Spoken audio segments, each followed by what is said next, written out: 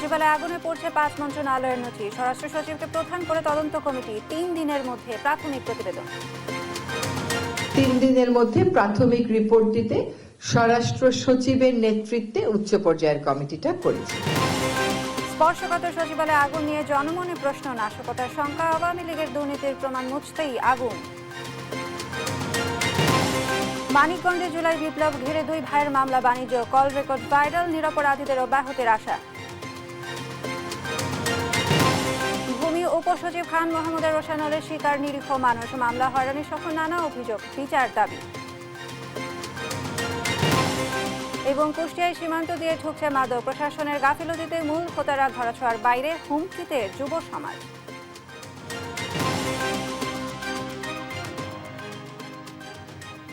দেখছিলেন শিরোনাম সংবাদ সকালের সঙ্গে আছি আমি সাইনা ইসলাম।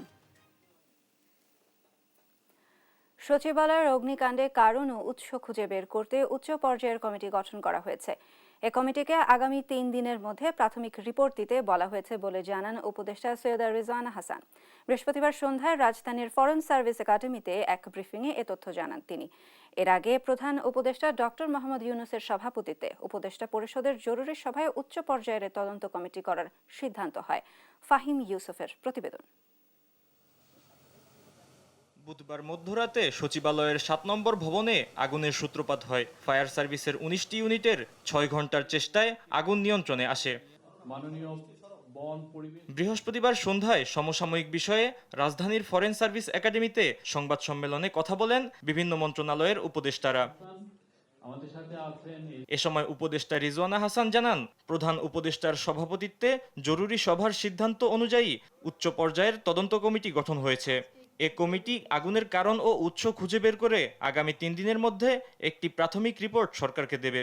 সরকার খুবই গুরুত্বের সাথে নিয়েছে, যার জন্য আমরা 3 দিনের মধ্যে প্রাথমিক রিপোর্ট দিতে স্বরাষ্ট্র সচিবের নেতৃত্বে উচ্চ পর্যায়ের কমিটিটা করেছি। উপদেষ্টা আসিফ মাহমুদ সজীব ভুইয়া জানান, প্রায় 5টি মন্ত্রণালয়ে নথি পুড়ে গেছে। বেশি ক্ষতিগ্রস্ত হয়েছে স্থানীয় সরকার, পল্লী উন্নয়ন ও সমবায় মন্ত্রণালয়। শ্রম ও কর্মসংস্থান মন্ত্রণালয়ে ক্ষতিগ্রস্ত হয়েছে, যুব ক্রীড়া এবং স্থানীয় সরকার, পল্লী উন্নয়ন, সমবায় মন্ত্রণালয়, এছাড়াও রোডস অ্যান্ড হাইওয়ে সেটাও ক্ষতিগ্রস্ত হয়েছে। এই রোডস অ্যান্ড হাইওয়ে ডিভিশন আর হচ্ছে ডাক্তারি ডিভিশন আর বাকি 3টা মন্ত্রণালয়, এই মোট 5টা মন্ত্রণালয়ের নথিগুলো ক্ষতিগ্রস্ত হয়েছে। সচিবালয়ে নিরাপত্তা জোরদার করা হবে বলে জানান স্বরাষ্ট্র উপদেষ্টা লেফটেন্যান্ট জেনারেল অবসরপ্রাপ্ত মোহাম্মদ জাহাঙ্গীর আলম চৌধুরী। একজন এসপি থাকেন, একজন এডিশনাল এসপি থাকেন, একজন এএসপি থাকেন, আর প্রায় এদের সংখ্যা মানে টুথের সংখ্যা প্রায় 560 এর মতো থাকে। ফাহিম ইউসুফ, দেশ টিভি, ঢাকা। দেশের সবচেয়ে স্পর্শকাতর স্থান সচিবালয়। সেই সচিবালয়ে আগুনের ঘটনায় জনমনে দেখা দিয়েছে প্রশ্ন। সুরক্ষিত ভবনে মধ্যরাতে আগুন এবং দীর্ঘ সময় জ্বলতে থাকাকে নাশকতা বলেই মনে করছেন অনেকে।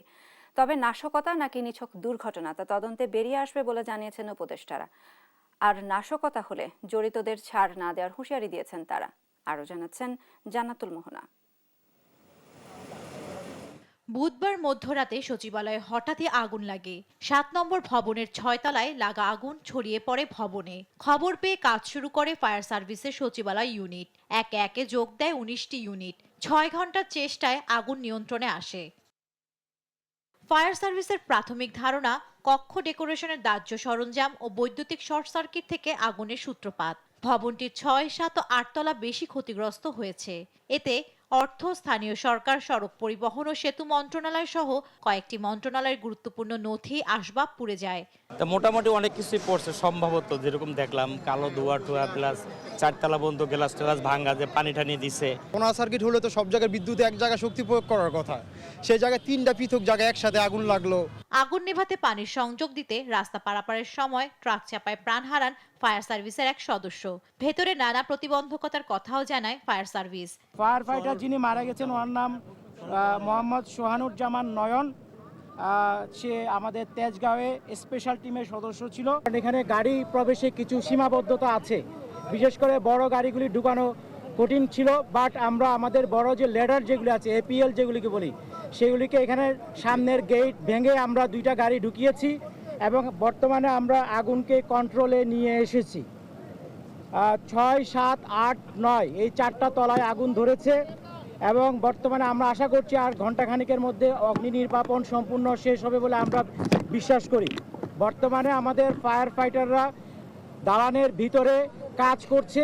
রাষ্ট্রের এমন গুরুত্বপূর্ণ ভবনে আগুনের ঘটনায় প্রশ্ন তুলছে সাধারণ মানুষ। কিন্তু এটার বিচার আমি পর্যাপ্ত চাই। উচ্চপদস্থ যারাই আছেন সোশ্যাল মিডিয়াতে যে ভূত না থাকে। তাহলে এখানে আগুনটা ধরে লোকেরা আগুনটা কি ওই আল্লাহর ফেরেশতারা এসে ধরাইছে নাকি জিনে? এত গুরুত্বপূর্ণ একটা জায়গা, এত নিরাপত্তার জায়গা, এই জায়গায় আমরা সাধারণ মানুষ তো দূরের কথা, জার্নালিস্টরাও ঢুকতে পারে না। সেই জায়গায় আগুন লাগলো এমন কয়েকটা কক্ষে, যেখানে কিনা আমার আসিফ ভাই আছে, নাহিদ ভাই আছে, যারা কিনা দুর্নীতির একটা আখড়াকে উদ্ঘাটন করতে যাচ্ছে। সেই জায়গাটায় পরিকল্পিতভাবে আগুন না লাগলে এইভাবে হুট করে আগুন লাগবে, এটা কেমন একটা অদ্ভুত একটা ঘটনা। এ আগুন নাশকতা হলে জড়িত কাউকে ছাড় না দেওয়ার হুঁশিয়ারি দিয়েছেন স্থানীয় সরকার উপদেষ্টা আসিফ মাহমুদ সজীব ভুইয়া। বিগত সরকারের দুর্নীতি, লুটপাটের নানা তথ্য প্রমাণ মন্ত্রণালয়ে ছিল বলে সামাজিক যোগাযোগ মাধ্যম ফেসবুক স্ট্যাটাস দিয়ে জানান তিনি।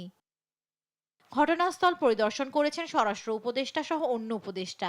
তারা বলছেন এই আগুন দুর্ঘটনা নাকি নাশকতা তা তদন্তে বের হয়ে আসবে।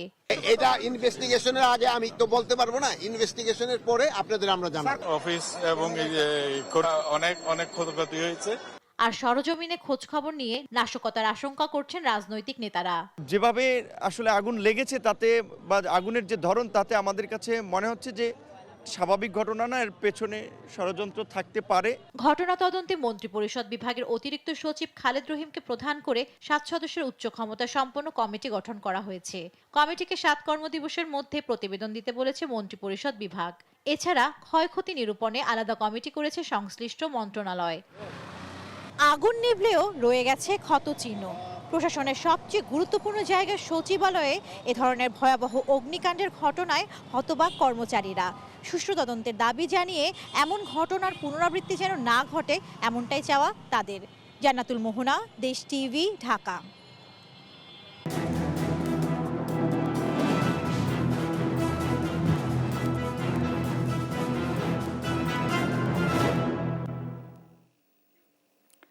মানিকগঞ্জে জুলাই আগস্ট বিপ্লবকে কেন্দ্র করে মিথ্যা মামলা বাণিজ্যে নেমেছে 2 ভাই। এক ভাই দায়ের করছে মামলা অব্যাহতির নামে, অন্য ভাই করছে অবাধে চাঁদাবাজি, যা ইতোমধ্যে ভাইরাল সামাজিক যোগাযোগ মাধ্যমে। তবে পুলিশ বলছে মামলা যেভাবেই হোক সঠিক তদন্ত করে নিরপরাধীদের অব্যাহতি দিবেন তারা। মিথ্যা মামলা বাণিজ্য ধারাবাহিকের আজ দেখুন 49 পর্ব। অনুসন্ধান করেছেন মানিকগঞ্জ প্রতিনিধি আব্দুল আলিম, জানাচ্ছেন আপন অপু। বাংলা হিসাব আমরা যে টিসি অফিসার ছিলাম বাবুর সাথে বসছি, কমপ্লিট। এখন আমরা এই মানিকগঞ্জ কোর্টে আছি, এনপিকে সব কমপ্লিট করে আমরা দলে তো থানায় দিকে সবকিছু এনপিকে কাছে আসুন। এই কয় মিনিট বলতে এই ঘন্টা আমি সময় থাকতে পারে 1-1.5 ঘন্টা। এই কিছু করলে করতে পারো, না করলে তোমার ইচ্ছা ভাই। আমি আর তোমার তেল দিতেছি না, কিছুই না। না এনে কি টাকা লাগবো? কত লাগবো? কইলাম না তোমারে। কত কেমনে লাগবো কও? ওখানে 15,000 টাকা দিও। 15,000 টাকা লাগবে না? হ্যাঁ। মামলা দায়েরের পর আসামি তালিকা থেকে নাম বাদ দিতে এভাবেই চাঁদাবাজি করছেন মানিকগঞ্জের দৌলতপুর উপজেলা যুবদলের সিনিয়র যুগ্ম আহ্বায়ক মোহাম্মদ শাহিন আলমের ছোট ভাই শহীদুল। তার ভাই আলম নামে বেনামে করেছেন মিথ্যা মামলা, আর শহীদুল করছেন চাঁদাবাজি। এতে নিরীহ শত শত পরিবার এখন দিশেহারা। ছাত্র আন্দোলনের সময় যে সংগ্রাম হয়েছে, সংগ্রামের পরে যে আপনার যে মামলা টামলাগুলো হয়েছে, সেই মামলায় অনেক নিরীহ মানুষকেও এই মামলায় নাম দিয়ে দেওয়া হয়েছে, হয়রানি করা হয়েছে। সেখানে আমার নামটাও এই মামলার মধ্যে তালিকাভুক্ত করে দিয়েছে। আমি যতটুকু জানি আমার মামলায় এই মামলায় নাম দিয়ে আমার মামলা নামটা দেওয়ার কারণে 20,000 টাকা লেনদেন করা হয়েছে। কল রেকর্ড ভাইরালের পর আত্মগোপনে 2 ভাই। জেলা বিএনপি নেতারা বলছেন কোন নেতাকর্মী পট পরিবর্তনের পর দায়ের করা মামলা নিয়ে বাণিজ্য ও নির্দোষ ব্যক্তিকে হয়রানি করলে তার বিরুদ্ধে নেওয়া হবে সাংগঠনিক ব্যবস্থা। আমরা বিএনপির পক্ষ থেকে এটা বলতে চাই যে যারা বিএনপি করেন এই ধরনের অবৈধ প্রস্তাব দিতে পারে না, এবং কেউ যদি দিয়ে থাকে সে যদি বিএনপির কোনো কর্মী হয় তাহলে তাদের বিরুদ্ধে দৃষ্টান্তমূলক ব্যবস্থা গ্রহণ করা হবে। তদন্ত করে যারা সত্যিকারের দোষী শুধু তাদেরই আইনের আওতায় আনা হবে বলে জানিয়েছেন অতিরিক্ত পুলিশ সুপার। যার হলেই যে তাকে গ্রেফতার করতে হবে বিষয়টা এমন না। আমরা তদন্ত করে যার বিরুদ্ধে অভিযোগ প্রমাণিত হয় তাহলে আমরা তার বিরুদ্ধে আইনগত ব্যবস্থা গ্রহণ করব। আর তদন্তে বলা যাবে যে কে জড়িত বা কে জড়িত নয়। হয়তো অনেক ক্ষেত্রে মামলায় নাম ঢুকে গেছে বাট সে ঘটনাস্থলে ছিল না, সেটা আমরা তদন্তের সাপেক্ষে বলতে পারবো। 24-এর বিপ্লবকে কেন্দ্র করে মানিকগঞ্জের 7টি থানায় নাশকতা সহ বিভিন্ন রাজনৈতিক মামলা হয়েছে অন্তত 14টি। এতে আসামি করা হয় শত শত নিরীহ মানুষকে। নিউজ ডেস্ক, দেশ টিভি।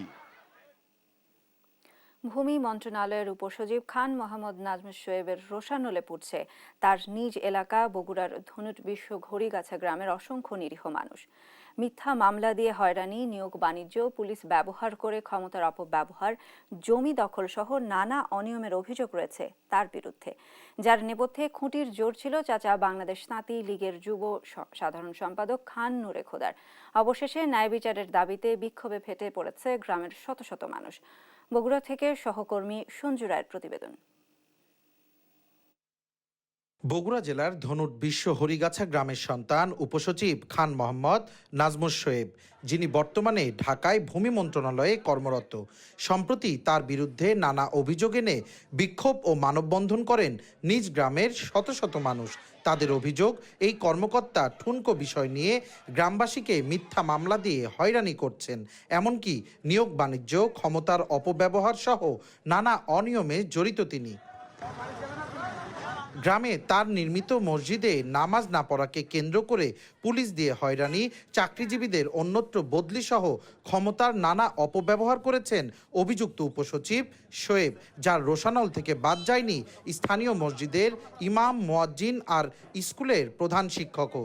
আমাকে বললো যে আমি কোন মসজিদ নামাজ পড়ে, তাহলে আমি নামাজ পড়ে আলো ফাতে না। আমাকে বললো যে তাহলে আপনি বুঝতে চলেন যাই থানার যেতে হবে। আমার থানার নিয়ে মিথ্যা একটা মামলা দিয়ে একটা মাস আমাকে হাতে খাটিয়েছে। অভিযুক্ত এই উপসচিবের চাচা খান নূরে খোদা ছিলেন বাংলাদেশ তাঁতি লীগের কেন্দ্রীয় কমিটির যুগ্ম সাধারণ সম্পাদক।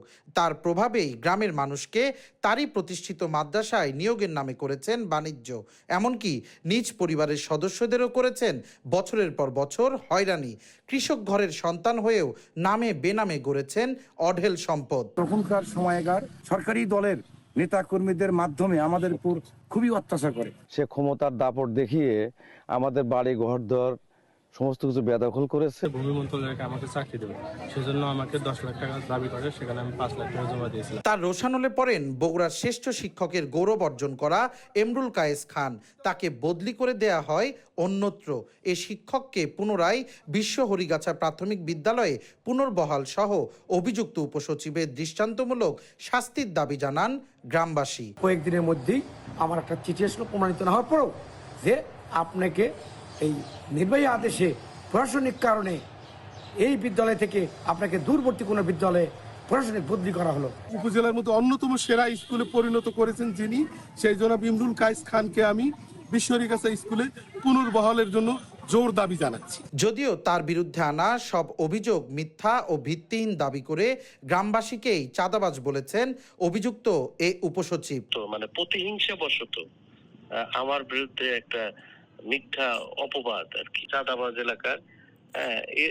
আমার অপরাধ তো আমি কেন প্রশাসনকে চাকরি করি? এই কারণে তারা আমাকে হিংসা করে। প্রধান উপদেষ্টার কার্যালয়, জনপ্রশাসন মন্ত্রণালয় ও বগুড়া জেলা প্রশাসকের কার্যালয় সহ বিভিন্ন দপ্তরে তার বিরুদ্ধে অভিযোগ এনে দ্রুত ন্যায় বিচার দাবি জানিয়েছেন ভুক্তভোগীরা। সঞ্জু রায়, দেশ টিভি, বগুড়া।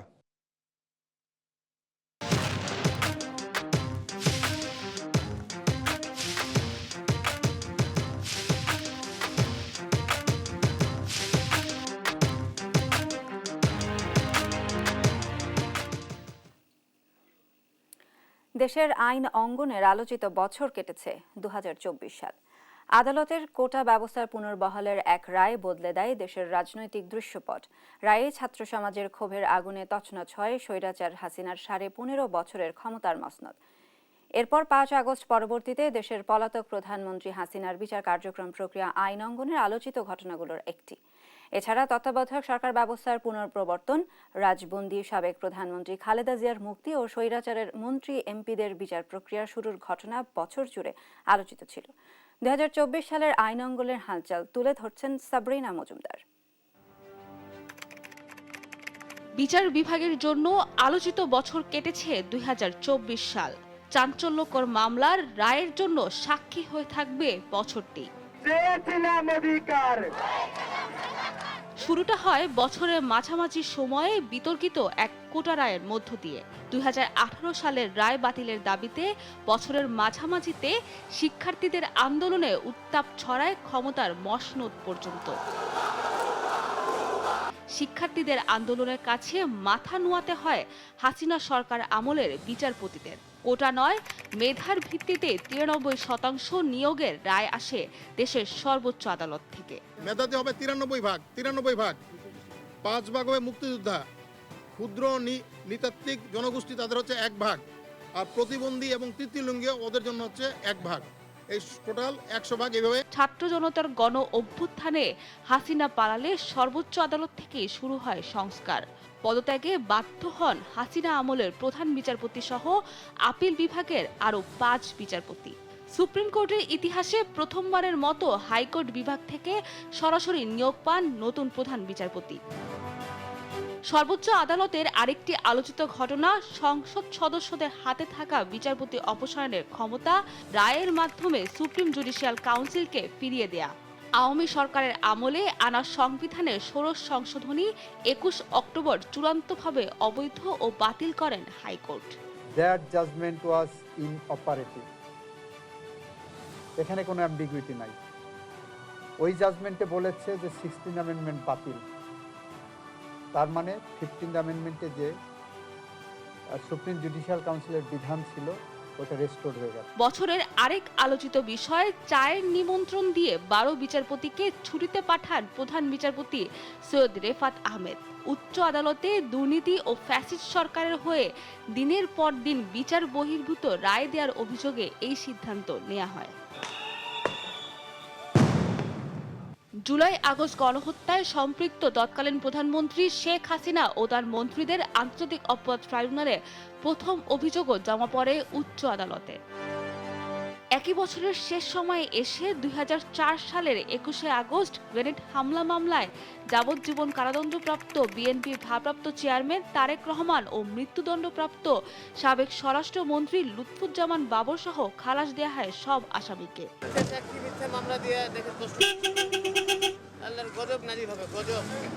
1 ডিসেম্বর মামলার পূর্ববর্তী রায়কে অবৈধ আখ্যা দিয়ে সব আসামিকে খালাস দেন হাইকোর্ট। গত 2 দশক যাবৎ এই 21শে আগস্টের মামলাটা বাংলাদেশের রাজনীতিতে ডমিনেট করেছিল। চট্টগ্রামে 10 ট্রাক অস্ত্র চোরাচালানের ঘটনায় করা মামলায় মৃত্যুদণ্ড থেকে সাবেক স্বরাষ্ট্র প্রতিমন্ত্রী লুৎফুজ্জামান বাবর সহ 6 জনকে খালাস দেন হাইকোর্ট। 2024-এ সবচেয়ে আলোচিত ঘটনার পঞ্চদশ সংশোধনী আংশিক বাতিল করে আগের তত্ত্বাবধায়ক সরকার ব্যবস্থা ফিরিয়ে আনা হয়। সেই সঙ্গে সংবিধানের গণভোটের বিধানও ফিরিয়ে আনা হয়। আজকে একটা গুরুত্বপূর্ণ মাইলফলক আমরা অর্জন করলাম। বছরের শেষ নাগাদ আলোচনায় ছিল বিচারালয়ে ডিমকাণ্ড। নিম্ন আদালত থেকে উচ্চ আদালত সর্বত্র স্বৈরাচার হাসিনার মন্ত্রী এমপিদের ওপর ডিম বর্ষণ। শুধু তাই নয়, হাইকোর্টের এজলাসেও বিতর্কিত মন্তব্যের জেরে ডিম ছুঁড়ে মারা হয় এক বিচারপতিকে। সাবরিনা মজুমদার, দেশ টিভি, ঢাকা। যশোরে অন্যান্য দিনের তুলনায় কমেছে শীতের তীব্রতা। বেলা গড়ানেই দেখা মিলছে হাস্যোজ্জ্বল রোদের। আরো জানাতে সরাসরি যুক্ত হচ্ছেন আমাদের সহকর্মী সালাউদ্দিন। সালাউদ্দিন, জনজীবনে কি কিছুটা স্বস্তি মিলেছে এই হাস্যোজ্জ্বল দিনে? বিস্তারিত নিয়ে জানাবেন। ধন্যবাদ। আসলে যশোরে শীতের প্রভাব কিন্তু আজকে অনেকটাই কম বলা চলে। অন্যান্য দিন শীত যেমন থাকে, আজকে শীতের প্রভাবটা তেমনটা নেই। আর শীতের প্রভাব কমার কারণে মূলত যশোরের যশ যে খেজুরের রস, সেটার কিন্তু উৎপাদনও এবার কম হচ্ছে।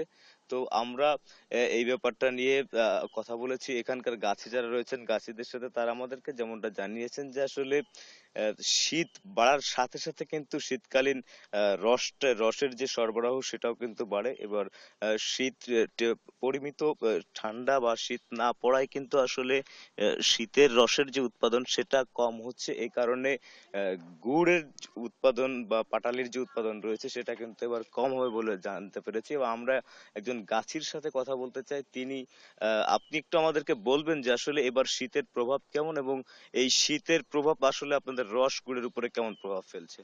শীত নেই তাতে রসটা হবে কোনতে? গাছে দেখা যাচ্ছে যখন শীত পড়ে রসও হয়, কিন্তু রসও আমরা আনতে পারতেছি না গাছে। আপনি শুনছিলেন যে আসলে শীত কম থাকার কারণে কিন্তু রসের উৎপাদনটা কম হচ্ছে। আমরা আরেকজন গাছি রয়েছেন, আমরা তার সাথে একটু কথা বলতে চাই। তিনি আমাদেরকে একটু বিস্তারিত জানাবেন যে আসলে এবার শীতের প্রভাব কেমন, আর সর্বোপরি রস গুড়ের আহরণ আপনারা কেমন করতে পারতেছেন? খুব কম। শীত নেই, রস গুঁড়ো নেই, খালি আমার কষ্ট সারি হচ্ছে উঠা কাটা লাভ। একটা গাছে উঠলা যে কতনিক কষ্ট সে যারা ওঠে তারা জানে। তা আমরা কইরে তো কোনো ফায়দা পাচ্ছি না। শীত তো নেই যশোরে, এরম শীতই রস গলে না। আসলে যত শীত হবে তত রস বাড়বে। এই জন্যই আমাদের রসও কম, গুড়ও কম, পাটালিও কম। ঠিক আছে, ধন্যবাদ আপনাকে। আসলে আপনি শুনছিলেন যে আসলে যশোরের যশ বলা হয় কিন্তু খেজুরের রসকে, এবং এই খেজুরের রস গুড় কিন্তু মূলত উৎপাদন হয় শীত বাড়ার সাথে সাথে। শীত যত বাড়ে খেজুর রসের মিষ্টতা কিন্তু তত বাড়ে। কিন্তু এবার নভেম্বরের শুরু থেকে আমরা শীতের দেখা কিন্তু পাইনি। এখন পর্যন্ত কিন্তু আসলে শীতের প্রভাব কমই আছে। তো এরকম যদি চলতে থাকে তাহলে কিন্তু আসলে রস গুড় উৎপাদনে যশোরের যে জিআই পণ্য হিসেবে ঘোষণা করা হয়েছে, পণ্যটি থেকে যে অর্থ উপার্জন হয় সেটা কিন্তু ক্ষতিগ্রস্ত হবে। তো এই ছিল আমার কাছে যশোরের সর্বশেষ পরিস্থিতি। ধন্যবাদ সালাউদ্দিন। জনজীবনে শীতের প্রভাবের বিস্তারিত নিয়ে জানাচ্ছিলেন আমাদের সহকর্মী সালাউদ্দিন।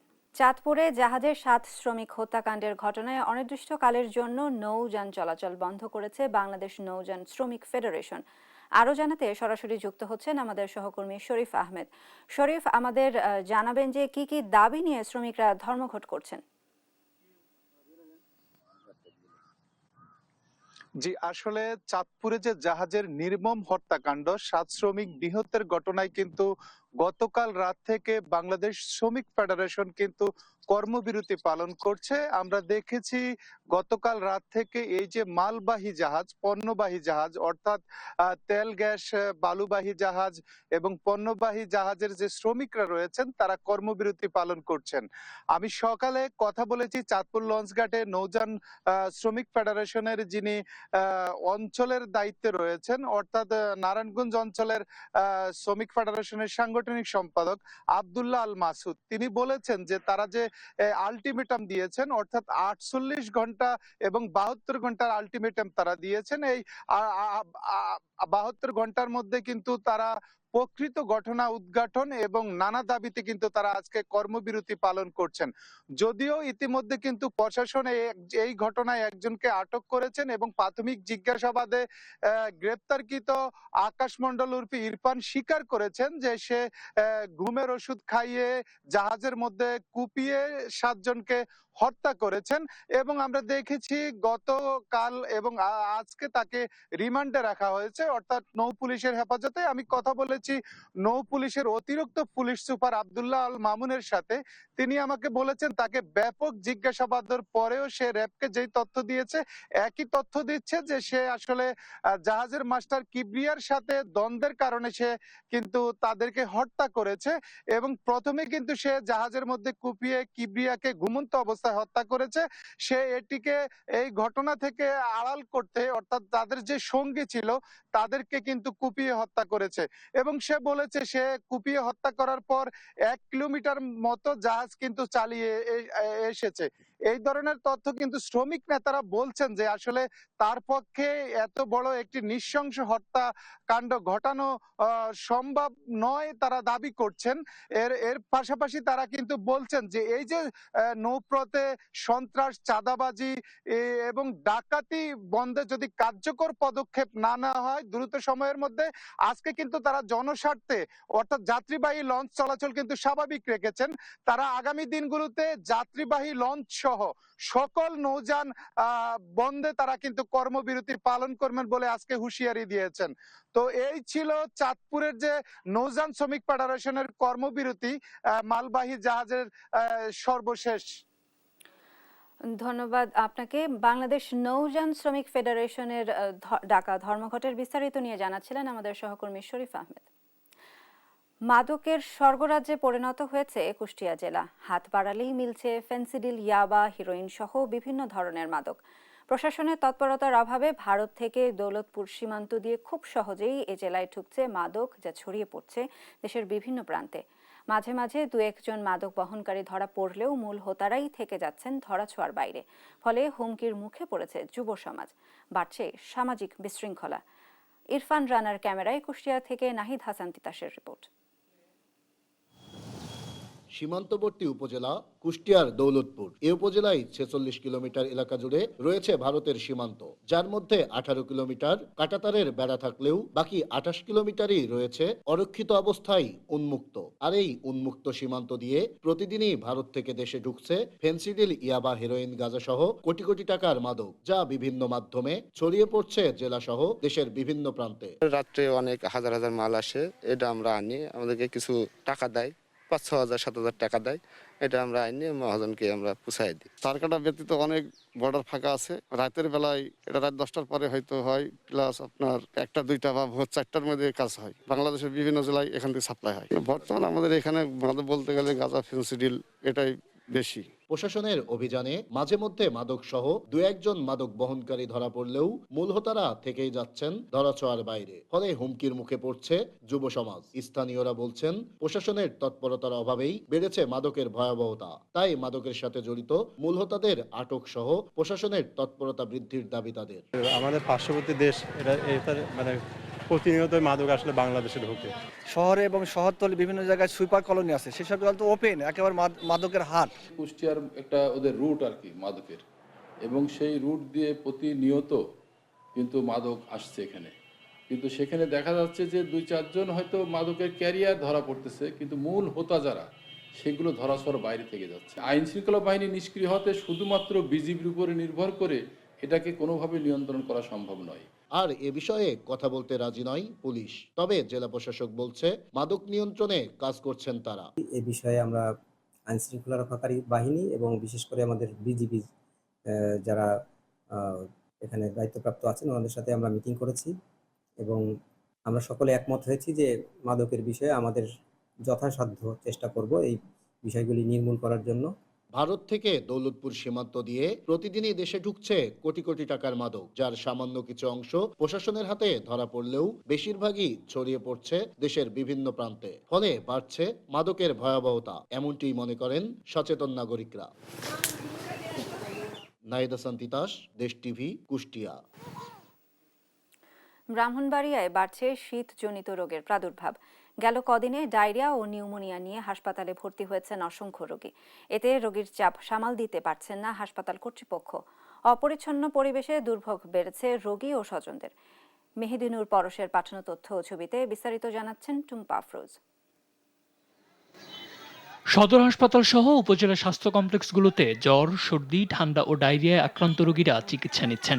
বর্তমানে ব্রাহ্মণবাড়িয়া জেনারেল হাসপাতালের 27 শয্যার ডায়রিয়া ওয়ার্ডে 70 জন এবং 20 শয্যার নিউমোনিয়া ওয়ার্ডে 50 জন চিকিৎসা নিচ্ছেন। আসন সংখ্যার তুলনায় 2 থেকে 3 গুণ রোগীর চাপ থাকায় অধিকাংশ রোগীকে মেঝেতে চিকিৎসা নিতে হচ্ছে। পাশাপাশি হাসপাতাল অপরিচ্ছন্ন পরিবেশ ও বেডে ছাড়পোকার ছড়াছড়ি থাকায় দুর্ভোগ বেড়েছে কয়েক গুণ। এতগুলো পেশেন্ট, বাচ্চাদের নিউমোনিয়া, ওনাদের 3-4টা নেবুলাইজার মেশিন রাখা উচিত।